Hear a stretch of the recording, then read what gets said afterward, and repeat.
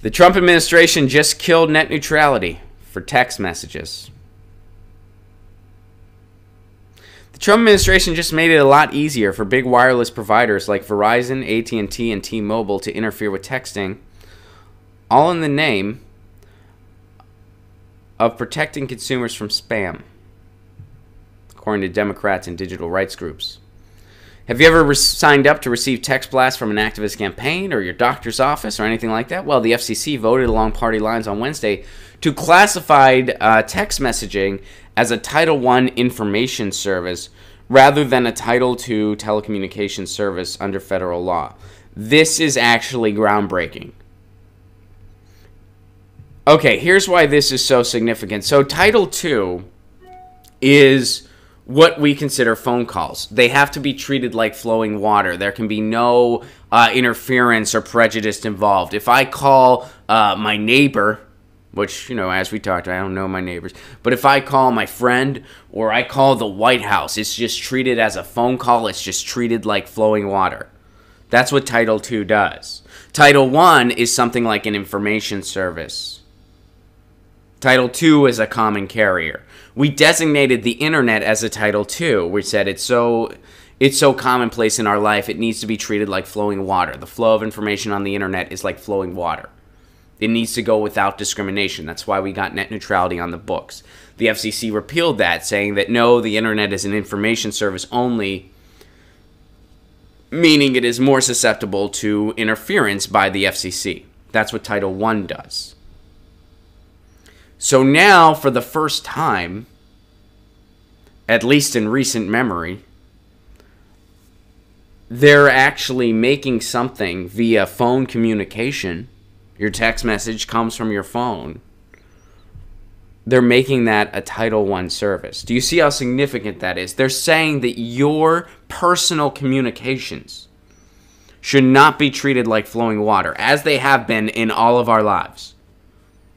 The telephone, and as long as it's been around, at least in the present context as we know it, and even before then, back to the days of the cord phones and pre-cell phones, phone calls were treated like flowing water. Your personal communications were treated like flowing water. That has changed now. And there are implications to privacy, and there are implications from our ability to communicate phone to phone. This is historically damaging, and it's very ironic. This is coming from the right. I thought the right was all about your civil liberties and your privacy. I guess not when there's a buck to be made, as this FCC has shown us time and time again. And they certainly couldn't give a hoot about your digital rights. So now your text messages are not considered a free flow of information. That's essentially what this means. Wireless providers will have the power to block and censor text messages and widen the digital divide. The decision applies to standard texting, the text messaging service that comes with your cell phone plan. The move follows a long list of deregulatory decisions by the FCC under President Trump, who installed a Republican majority on the commission after taking office. The FCC also reclassified the internet as an information service, as we just mentioned, in order to ditch popular net neutrality rules.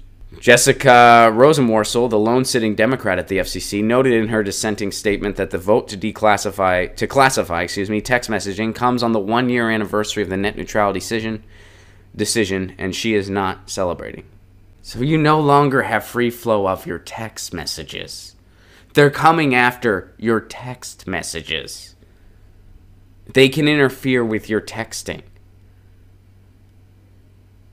Some bureaucrat at the FCC can determine whether to block or throttle your text messages. Some cell phone provider, your AT&T, your Comcast. That's what this does. Your texts aren't safe anymore. I mean, they never were, but now it's even worse. Like, this is historic. This is a historic breach of right to information, of right to communication, of privacy. And this is not a sexy topic. I get it. This isn't an easy topic.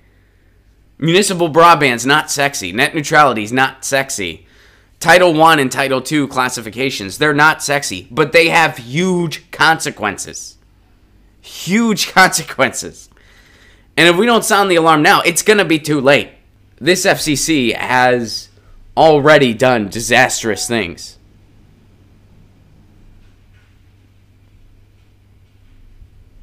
Your text messages are no longer a free flow of information. They're no longer private at all. And AT&T and Comcast can dictate what and how you receive texts. USA. Get your news on with Ron. Don't you want to know what's going on? We're getting our news on today. Get your news on with Ron. Don't you want to know what's going on? We're getting our news on today. Yeah, yeah, yeah. You can tweet me an article at Ron Placone. We'll go through it together and make it our own. Get your